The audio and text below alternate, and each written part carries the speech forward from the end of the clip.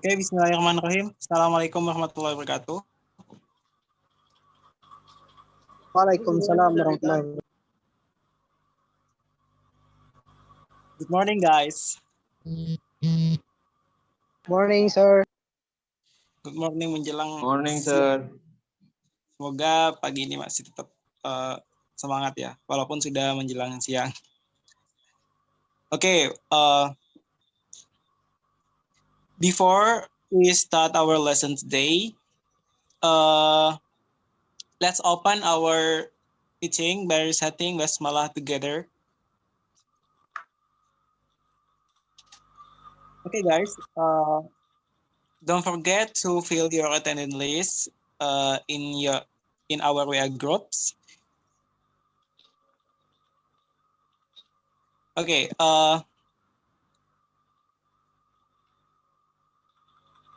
hari ini kita akan mempelajari tentang expository text. Ya, di sini saya minta bantuan kepada saudara Himam, soalnya waktu saya lagi error, jadi saya minta bantuannya dulu. Oke, next, Himam.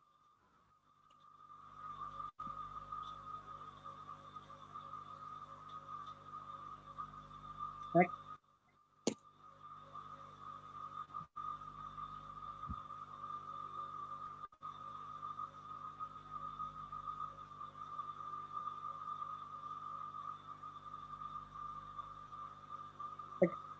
Expository text. Okay, expository text is expository writing is a mode of writing in which the purpose of the author is to inform, explain, describe or define his or her subject to the reader. Jadi teks expository text itu adalah salah satu model dari writing yang mana itu kita tuh harus mengetahui tentang tujuannya juga, yang bisa ditampilkan juga sebagai explain-nya, penjelasannya atau describing-nya. Lah, example of expository text are textbook or encyclopedias, scientific books or journal, atlases, directions, guides, biographies, and newspapers. Jadi salah satu contohnya atau beberapa contoh dari expository text itu ada banyak sekali ya. Contohnya kayak seperti textbook, encyclopedia, scientific books, or journal, atlases, yang dimana itu yang menampilkan hal yang menginformasi. Dimana juga bisa dengan evidence ataupun seperti kayak opini, argumen yang berdasarkan evidence atau bukti. Jadi kayak argumen tapi harus ada evidence-nya. Seperti kayak newspaper, biographies, and others. Okay, next.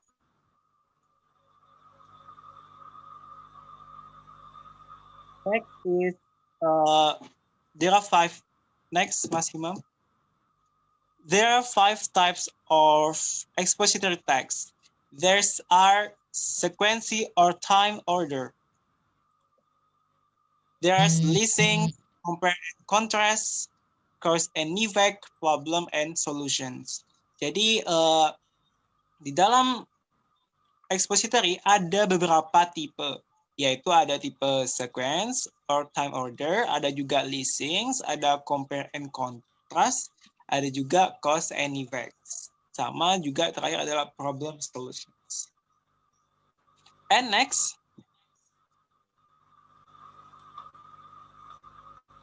Next slide. Next is sequence or time order. Oke, sebelumnya coba saya suruh baca Farhan. Farhan, are you here? Yeah. Please write it. Read it. Sequence or time order. What is, sir? Tolong dibaca itu sequence or time ordernya. Itu yang ada di layar, tolong dibaca.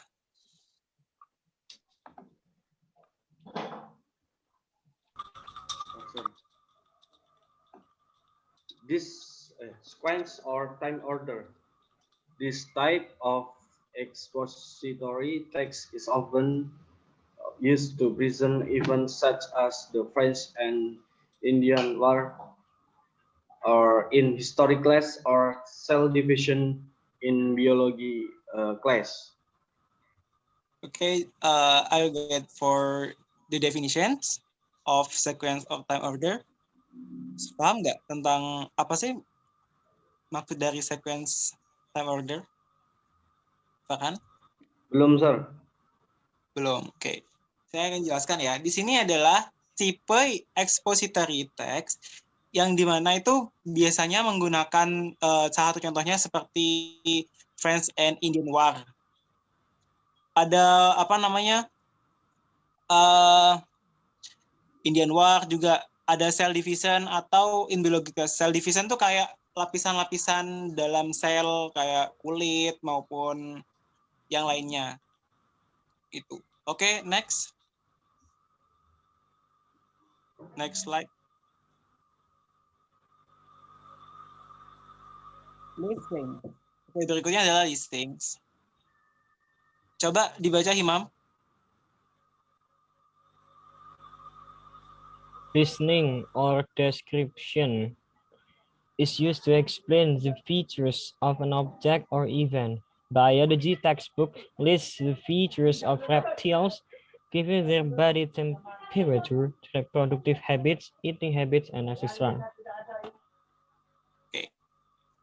Di situ listing atau descriptions. Jadi salah satu jenis expositor yang selanjutnya adalah bisa kita bilang descriptions, di mana itu menggunakan explain the features of an object of event. Contohnya adalah biologi textbook list the features of reptiles. Jadi kayak contohnya kayak buku tentang biologi yang misalkan yang menjelaskan tentang reptil kayak gitu.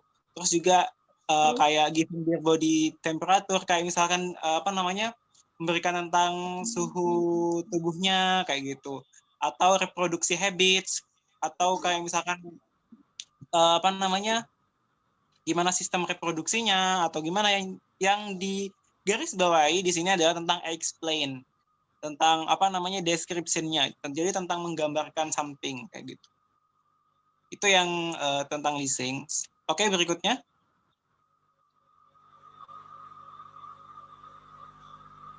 Nah, berikutnya adalah compare and contrast. Dari bahasanya aja mungkin we have to understand ya.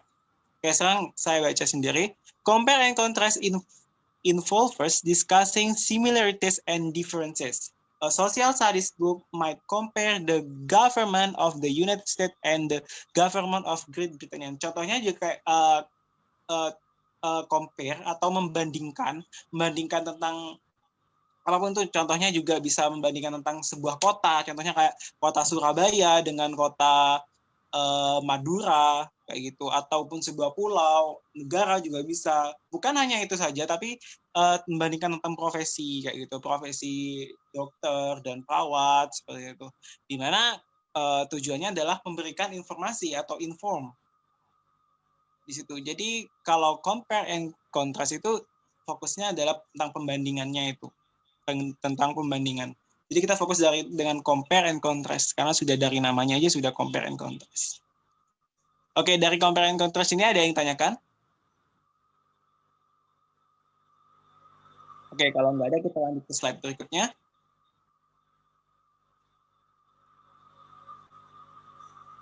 Nah, slide berikutnya adalah cause effects.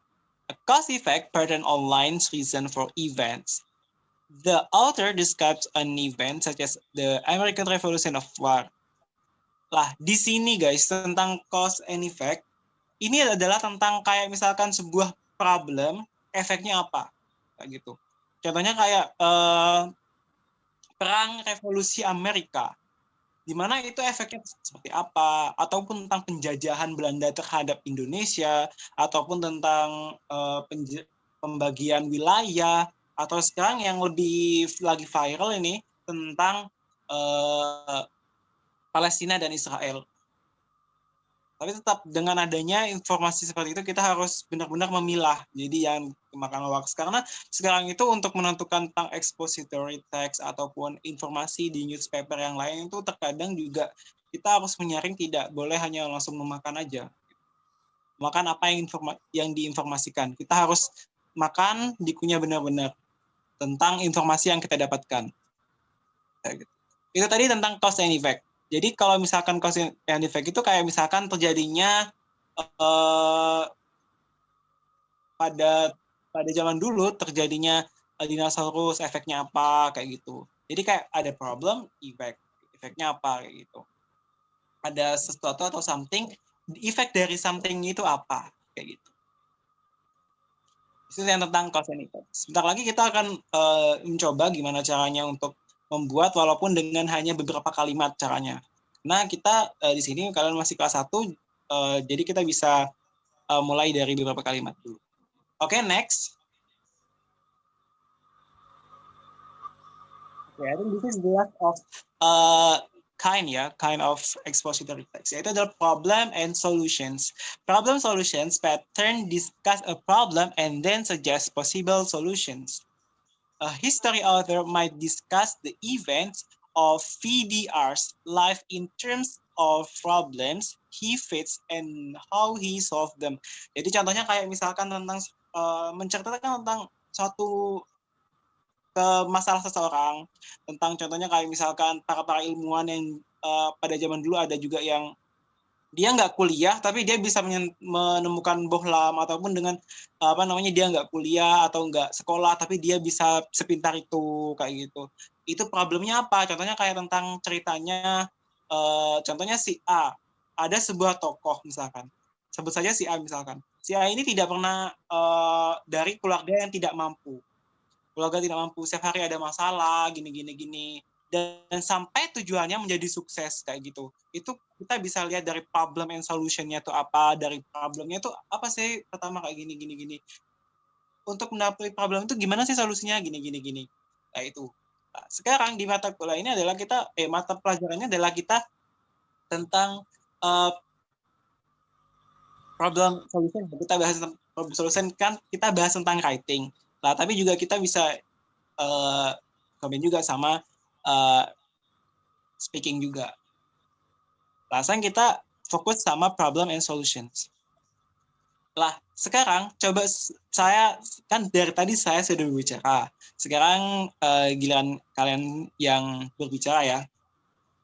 Jadi saya akan memberikan suatu problem di mana kalian harus menjawab spontan. Kalian tinggal combine aja bahasa Inggris sama bahasa Indonesia. Kalau nggak bisa nggak bisa bahasa Inggris, kalau tahu bahasa Inggrisnya kalian nggak apa menggunakan bahasa Inggris. Oke.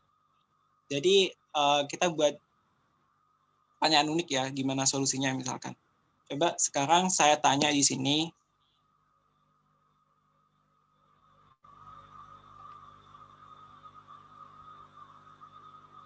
Saya tanya pada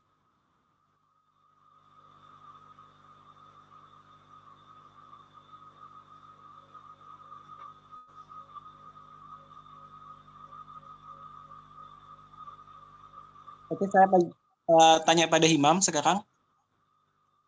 Himam? Halo, sir. I have questions. I have questions. I have problems. A question problems, and I will know your arguments. How if your parents command you to marry? Bagaimana kalau misalkan bagaimana kalau orang tua kamu menyuruh kamu untuk menikah? Gitu. Menurutmu bagaimana? So, your argument. Kalau menurut saya, jika memintanya sekarang, saya akan bilang jangan dulu. Oke. And then how? Bagaimana caranya Anda mengatakan kepada orang tua? Misalkan orang tua itu mengatakan, Imam, kamu nikah ya sekarang gitu. Ya, gimana? Berusaha meyakinkan orang tua. Maksudnya meyakinkan ini apa sih alasan aku kok menolak sekarang gitu. Misalnya saya ingin fokus, ingin menuntaskan sekolah dulu, ingin bekerja dulu yang baik, yang mapan, seperti itu. Intinya meyakinkan orang tua. Gitu. Kayak Ya. gitu. Jadi di sini fungsinya dari mana misalnya? Lah kayak gini ya. Contohnya misalkan kayak di problem and solution itu kalian pada misalkan yang akan datang kayak gitu, Himam bisa menuliskan bahwa pernah dia dapat problem disuruh nikah pada salah orang tuanya, tapi dia bagaimana cara mengatasi problemnya itu bisa ditulis kayak gitu, ditulis. Jadi sehingga bisa bisa memberikan edukasi kepada orang lain kayak gitu. Itu sebenarnya fungsi dari expository text. Oke, yang selanjutnya adalah saya sudah membagi beberapa kelompok kepada kalian tentang problem and solution ini. Jadi kalian membuat beberapa problem. Habis itu saya akan bagikan pada kalian, saya akan tukarkan kepada kalian semua. Jadi misalkan si A nanti dapat yang problemnya siapa, nanti untuk memberikan argumennya kayak gitu. Nanti dibuat teks expository text kayak gitu. Sebenarnya kalian tinggal buat aja argumennya dulu. Kayak misalkan 1 paragraf ataupun 2 paragraf dari problem yang akan diberikan oleh teman kalian. Oke, I think our time is limited. Don't forget ya, do your task. Kita ketemu minggu depan. Ada ketemu yang akan datang. Terima kasih kepada kalian semua telah menghadiri meeting kali ini. Okay, let's close our meeting today by reciting hamdalah together. Alhamdulillahirabbil alamin.